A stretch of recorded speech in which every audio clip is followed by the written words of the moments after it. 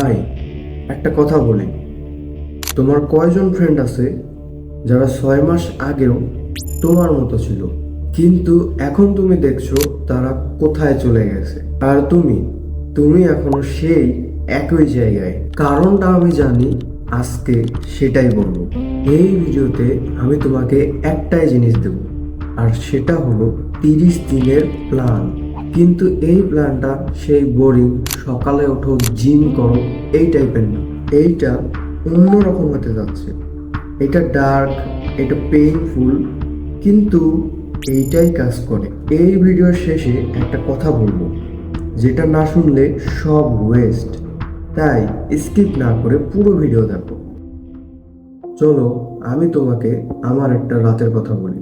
তখন রাত 12টা বাজে, আর আমি বিছানায় শুয়ে ফোন স্ক্রল করছি। ইনস্টাগ্রামে একটা ছেলের পোস্ট দেখলাম, আমারই বয়সী। সে একটা বিজনেস স্টার্ট করেছে, সে রেজাল্ট পাচ্ছে এবং ধীরে ধীরে সে এগিয়ে যাচ্ছে। আমি সেই পোস্টটা দেখে ফোনটা রেখে দিলাম আর ছাদের দিকে তাকিয়ে রইলাম। আর মাথার মধ্যে একটা জিনিসই ঘুরতে লাগলো, আমি কি কিছু করতে পারবো না?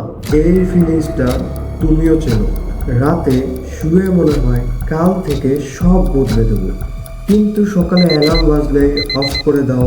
আবার দুপুরে ওঠো, গিল্ট ফিল করো, আর বলো আজকের দিনটা তো গেছে, কালকে থেকে আবার শুরু করবো। কিন্তু এই কালটাই আর কখনোই আসেনি তোমার লাইফ। আমিও ঠিক এই লুপেই ছিলাম। মাসের পর মাস আমি চেষ্টা করতাম, নতুন নতুন রুটিন বানাইতাম, হ্যাবিট ট্র্যাকার অ্যাপ ডাউনলোড দিতাম, ইউটিউবে মোটিভেশনাল ভিডিও দেখতাম। 2-3 দিন ভালো যেত, কিন্তু চতুর্থ দিন আবারও সেম। তখন আমি নিজেকে বলতাম, তুই লেজি আর তোর দ্বারা কিছুই হবে না। ভাই, তুমি কি কখনো নিজেকে এই কথাগুলো বলেছো? আমি বলেছি অনেকবার, কিন্তু একটা দিন সব বদলে গেল। আর সেটা কোনো মোটিভেশনাল ভিডিও কিংবা বই পড়ে না, শুধুমাত্র একটা ছোট ডিসিশন থেকে। সেই দিন আমি একটাই কাজ করলাম, সব বন্ধ করে দিলাম। হোয়াটসঅ্যাপে রিপ্লাই করা, ইনস্টাগ্রামে স্ক্রলিং করা, রাতে বন্ধুদের সাথে আড্ডা দেওয়া, সবাই ভাবলো আমার কিছু একটা হয়েছে। কেউ কেউ রাগ করলো, আর কেউ কেউ তো বললো যে ভাব ধরেছে। আমি পরোয়া করলাম না, কেননা আমি বুঝে গিয়েছিলাম একটা জিনিস, তুমি যতদিন বাইরের দুনিয়ার জন্য অ্যাভেলেবেল থাকবে, ততদিন তোমার নিজের জন্য কোনো এনার্জি থাকবে না।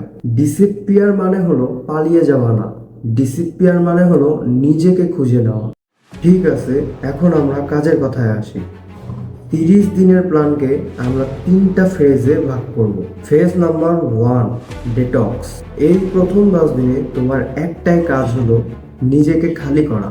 মানে কি, তোমার ব্রেইনে এত ইনফরমেশন ভরা আছে যে নতুন কিছু ঢুকানোর কোনো জায়গায় নেই। প্রতিদিন ঘুম থেকে উঠেই ফোন, সেই ফোনে কার কি হলো, কে কি পোস্ট করলো, কোন মিমস ভাইরাল হলো, এই সবটা তোমার ব্রেইনের ফ্রেশ সময়টা খেয়ে নিচ্ছে। তাই প্রথম 10 দিন এই 3টা কাজ অবশ্যই করবে। 1, সকালে ঘুম থেকে উঠে প্রথম 30 মিনিট নো স্ক্রিন। এই 30 মিনিট না তুমি ফোন দেখবে, না কোনো টিভি দেখবে। ব্রেকফাস্ট করো, বাইরে তাকাও, চুপ করে বসে থাকো। এই 30 মিনিটই তোমার ব্রেনকে রিসেট করবে। 2, রাত 10টার পরে সোশ্যাল মিডিয়া দেখা বন্ধ করে দাও। জানি কষ্ট হবে, কিন্তু এই সময়টা তোমার ব্রেনের জন্য সব থেকে সেন্সিটিভ একটা সময়। এই সময়টাতে তুমি যা দেখো সেটা তোমার সাবকনসিয়াসে চলে যায়। রিলস আর মিমস দিয়ে এই জায়গাটা ভরো না। 3, প্রতিদিন 10 মিনিট হলো চুপ করে বসো। মেডিটেশন করতে বলছি না, শুধু বসো। যা চিন্তা ভাবনা মাথায় আসুক, তুমি শুধু সেগুলোকে অবজার্ভ করো।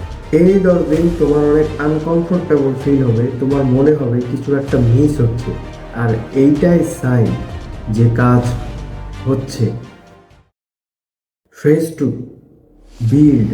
এখন তোমার ব্রেন যথেষ্ট শান্ত, এখন সময় কিছু একটা বিল্ড করা। কিন্তু এইখানে একটা মিস্টেক সবাই করে, আমিও করেছিলাম।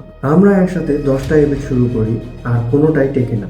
তাই এই 10 দিন শুধু একটাই হ্যাবিট, সেটা যে কোনো কিছুই হতে পারে। প্রতিদিন সকালে ওঠা, 1 ঘন্টা পড়া, 15 মিনিট হাঁটতে যাওয়া, যে কোনো কিছু হতে পারে, কিন্তু মাত্র একটাই।